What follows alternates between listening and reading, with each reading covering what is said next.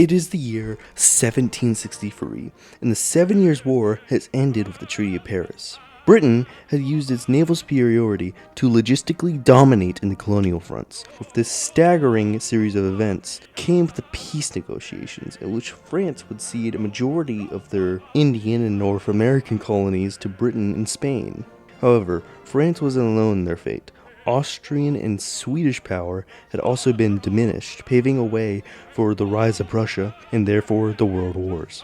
Britain, despite winning, had taken on massive debt to fund this war, making them need to find a new form of revenue. To answer the colonies they just defended, Britain had just fought what some scholars refer to as World War Zero, so they felt the colonies should pay some money for their troubles, especially since the rates of these taxes weren't excessive. The American colonists resented the tax and protested the issue. The British repealed the Stamp Act and other taxes. Following this, in 1773, the Parliament adopted the tea tax, which gave the British East India Company a monopoly on tea. However, in December of that year, a group known as the Sons of Liberty boarded a shipment of tea in Boston and started throwing cargo into the harbor. This would be known as the Boston Tea Party. The British responded by revoking Massachusetts' colonial charter, closing the Boston harbor, and sending troops.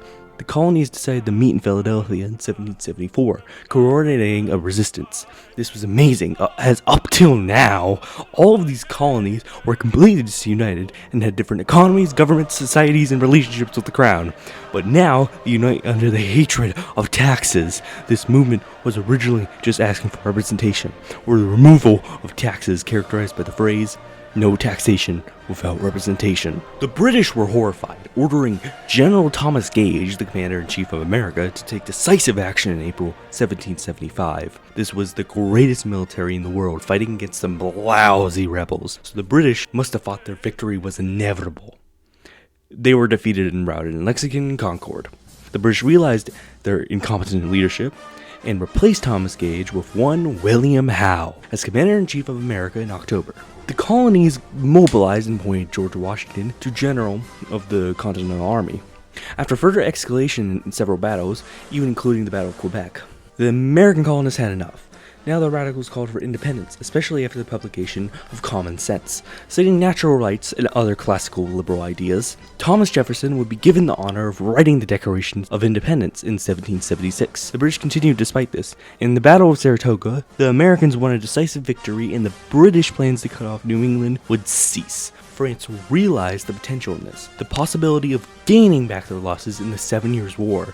They allied the Americans and joined the war in February 1778. The British immediately replaced William Howe with Henry Clinton in May. The wave of revolution was unstoppable, and the British began to realize this as more countries joined the war against them. The Spanish Empire in 1779 and the Dutch Republic, an old British ally, in 1780. The Articles of Confederation, written by Benjamin Franklin, would set up the first United American government in 1781. However, this was more of a strong defensive alliance rather than a single nation. Victories kept flooding as Britain saw their naval advantage being swept away, which was seen in the naval battle of Chesapeake, which the French won. The British realized fully that it was over, and the French were victorious in this war.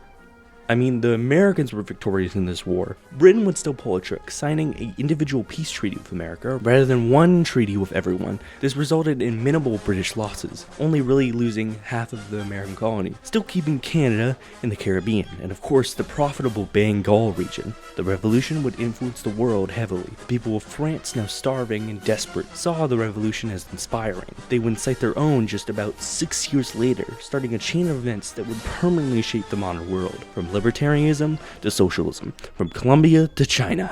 But it would not just inspire others to do the same, it also had just given birth to the future global power.